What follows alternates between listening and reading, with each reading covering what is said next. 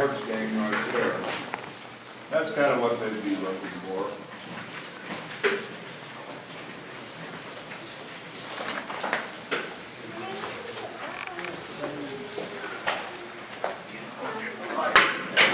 Oh, yeah, I worried about them Tommy knockers.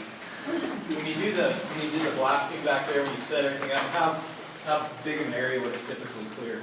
I mean, you've got a 6-foot hole, but is that about all it blasts out? 7 by 7 by 6.5, technically. It never comes out fine, but.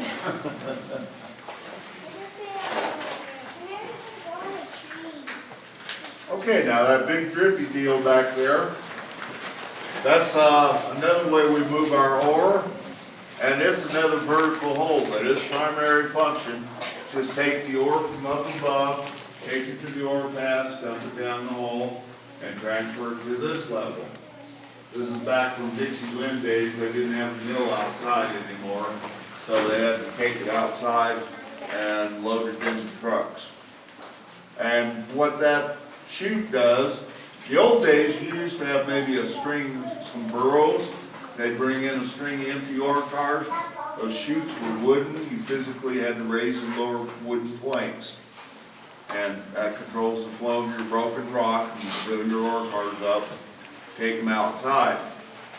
And obviously those are very dangerous places. You've got a lot of rock that wants to go someplace in a hurry. Also, the real bad thing is they do have a tendency to plug. So when they plug, there's usually manways off to the side, and you might be able to get pry bar. You don't use drill steel or anything, it doesn't bend or anything. You get something that'll bend that will give a little bit. Or sometimes you have to stick some powder up in there, put it on a loading stick, stick it up in there tight, not too close to the chute. You blow the chute out and you're really out of luck. Because then you can't control any more. And you'll probably be looking for a job after you clean up your mess. Okay, now this is a slusher and we'll use it. It's another way we move our rock. We primarily use these in stopes, and we'll mount this slusher in front of a vertical hole, put some rail over that hole, not for safety, but to act as a strainer, get big boulders out that plug up your hole. Because there you usually can't have a way to get to it and unplug it. So it's real critical you not get any big rocks in there.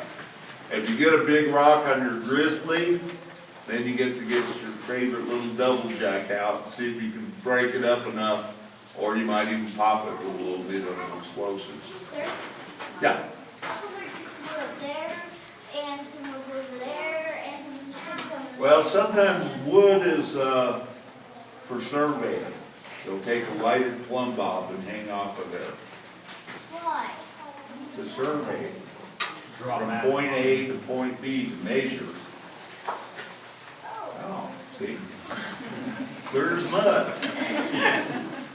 Okay, and after we shoot our stope down, we'll hook this up to one of the pins we've got down there, and it works like a giant hand. You just run that bucket out there to ride up on your ore. When you bring it back, it digs in, drag it to the open hole where it empties itself out, and you just run it back and forth. And as I mentioned, you guys, there's that quartz seam. You might look at that when you go by. Now this is another way we move our rock. Go like this. You saw one on the patio. Now when I first started mining, it was all rubber tire diesel.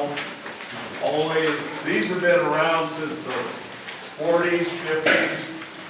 And the last time I mined was the only time I was really around one. Except for a couple of hoses, they're made entirely out of steel. They weigh about 1,200 pounds. They're air powered. They only run on rail.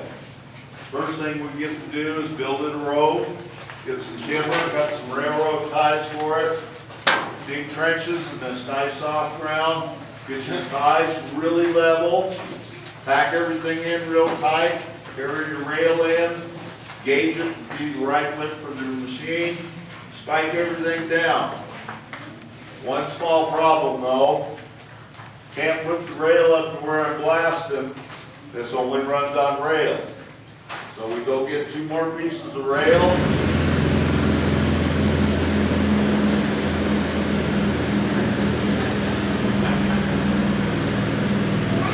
It's all right, we're gonna get even in a minute.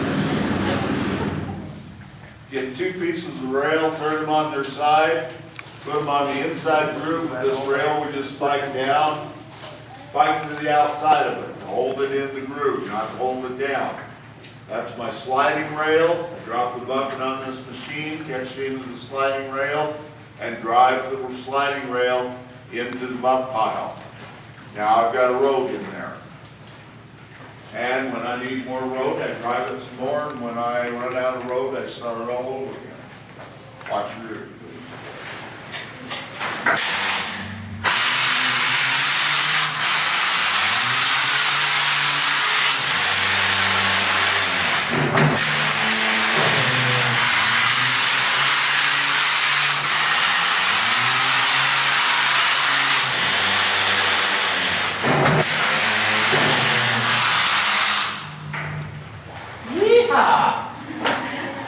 And so I can clean everything out, this will swivel, and we've got little metal plates in there called dogs that locks it into whatever position we want it. And obviously you want to be real careful with these. Take a really crummy bumper for them. They're no fun to get off the track. They will flip, they will tip. So you guys really be careful with them. How do you load multiple cars though? Like you get that car full? There's usually a spur. Okay. You'll stack up your loaded cars. Okay. And then that's where your trammers come in. The trammers go up there, get it from that end, and then take it out.